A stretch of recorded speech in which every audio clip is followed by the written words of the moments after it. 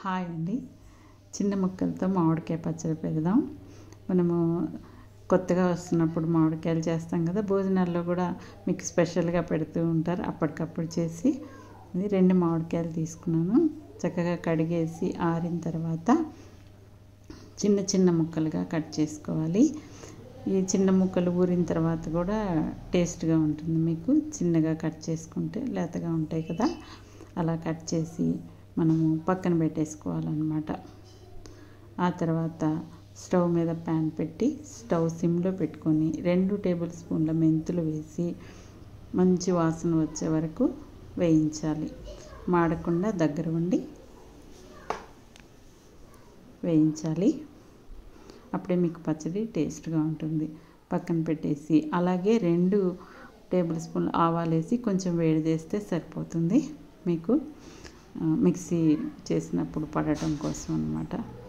ఇది చల్లారి పెట్టుకోవాలి, పక్కకు పెట్టేసి ఇప్పుడు మనము కోసిన ముక్కల్ని కొలుచుకుందాము. చిన్న గిన్నె తీసుకొని మరీ పొర్లిపోయేలా కొలవకండి, అలా మామూలుగా కొలిస్తే మీకు 4 గిన్నెలు అవుతాయి. మీకు కొలత అన్నమాట. 1/2 కప్పు ఉప్పు, 1/2 కప్ కారము మీకు కరెక్ట్గా సరిపోతుంది. మీకు కారం కూడా సరిపోతుంది. ఇంకా బాగా తినేవాళ్ళైతే ఇంకొక టీ స్పూన్ అలా వేసుకోవచ్చు. ఉప్పు కూడా మీరు మళ్ళీ కలపక్కర్లేదు ఇలా గనక కొలుచుకుంటే. అలాగే 1 టీ స్పూన్ పసుపు వేసుకోండి. ముందాక వేయించి పక్కన పెట్టుకున్న మెంతులు, ఆవాలు మిక్సీ చేసేస్తే కరెక్ట్గా మీకు 1/2 కప్ వచ్చింది కదా, వేసుకోండి. అలాగే వెల్లుల్లిపాయ రెబ్బలు ఇంకా ఎక్కువ కూడా వేసుకోవచ్చు. నా దగ్గర ఇవి ఉంటే వేస్తున్నాను, మళ్ళీ కలుపుతాను నేను తర్వాత.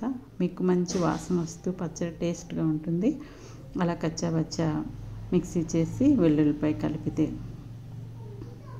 మీరు కొంతమంది ఓన్లీ ఆవపిండి మాత్రమే కలుపుతారు, మెంతులు మామూలుగా వేయించి చల్లుతారు. కానీ మేము ఇలా చేసుకుంటే మాకు నచ్చుతుందన్నమాట, చాలా టేస్ట్గా ఉంటుంది. ఇప్పుడు మొత్తం బాగా కలిపిన తర్వాత ఆ పొడులన్నీ కారం కలిపిన తర్వాత ఆయిల్ కూడా వేసి కలిపి మూత పెట్టి పక్కన పెట్టాలి. సాయంత్రము కొంచెం ఆయిల్ పైకి వచ్చింది, ఇంకా కొంచెం సరిపోదు అనుకుంటే కొద్దిగా వేసుకోవాలి. మనము శనగ నూనె వేసుకోవాలి, లేదంటే నువ్వుల నూనె అయినా పర్వాలేదు. రిఫైండ్ ఆయిల్ వేస్తే పచ్చడి టేస్ట్గా ఉండదు. మీకు శనగ నూనె అయితే మంచి వాసన వస్తూ మీకు ఆ వాసనకే పచ్చడి తినాలనిపిస్తుంది అన్నమాట. అంత టేస్ట్గా ఉంటుంది. మీరు కూడా చేసుకోండి. మీకు ఎలా వచ్చిందో నాకు కామెంట్ చేయండి తప్పకుండా. వీడియో నచ్చితే ఒక లైక్ చేయండి, షేర్ చేయండి, ఛానల్ సబ్స్క్రైబ్ చేసుకోండి. అంతేనండి, చాలా ఈజీగా టేస్టీగా ఈ చిన్న చిన్న ముక్కలతో 2 కాయలున్నా పట్టేసుకోవచ్చు అన్నమాట. Thank you.